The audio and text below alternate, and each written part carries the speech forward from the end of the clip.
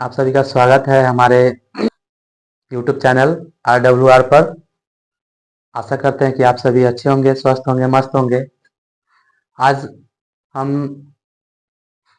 10th के exam से संबंधित जो संस्कृत के अति महत्वपूर्ण वस्तुनिष्ठ प्रश्न है उनको लेकर आए हैं।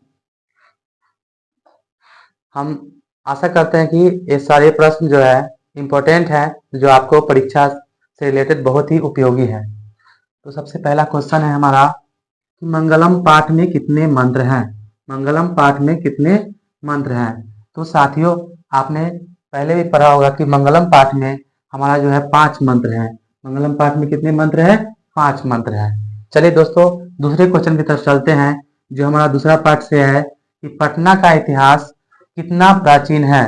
तो आप साथियों, आपने पढ़ा होगा पाटलिपुत्र वैभव में कि हमारा पटना का इतिहास जो है वह है 2500 वर्ष पुराना। हमारा पटना का इतिहास जो है वह 2500 वर्ष पुराना है।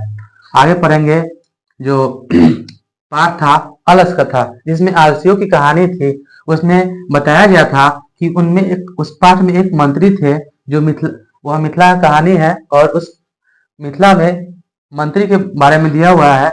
तो उस मिथिला के मंत्री कौन थे? तो मिथिला के मंत्री थे हमारे वीरेश्वर। मिथिला के मंत्री थे वीरेश्वर।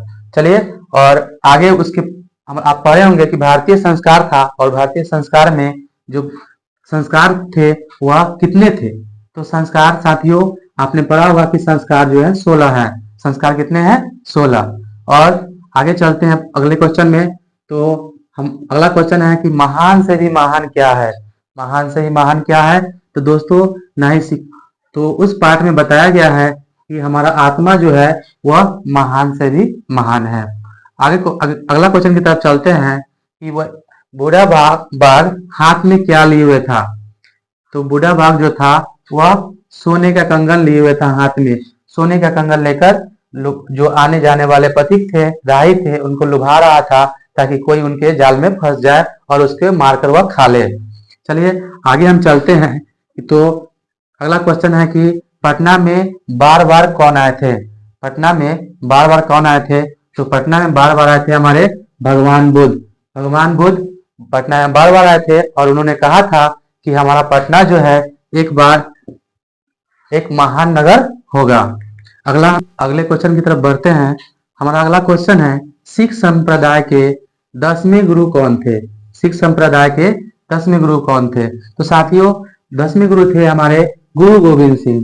10वें गुरु कौन थे? गुरु गोविंद सिंह। और आप साथी जानते होंगे कि जो गुरु नानक थे वह सिख संप्रदाय के संस्थापक थे, और हमारे गुरु अर्जुन देव सिख धर्म के 5वें गुरु थे, और गुरु रामदास साथियों सिख संप्रदाय के 4थे गुरु थे। चलिए साथी, अगले क्वेश्चन की तरफ चलते हैं कि अगला क्वेश्चन है हमारा पाटलिपुत्र का नाम पटना किस काल में प्रसिद्ध हुआ।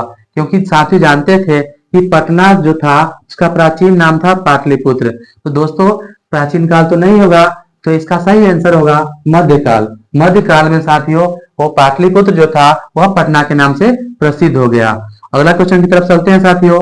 अगला क्वेश्चन है कि कौमुदी महोत्सव। जी साथियों, कौमुदी महोत्सव जो था वह किस ऋतु में मनाया जाता था? वह पटना में ही मनाया जाता था, जिसका जो है गुप्त वंश के द्वारा उनका यह कौमुदी महोत्सव का प्रचलन शुरू किया गया, और वह साथियों शरद ऋतु में मनाया जाता था।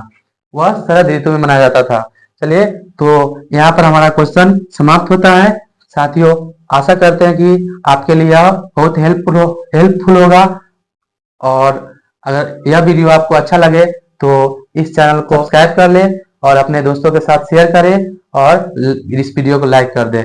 धन्यवाद।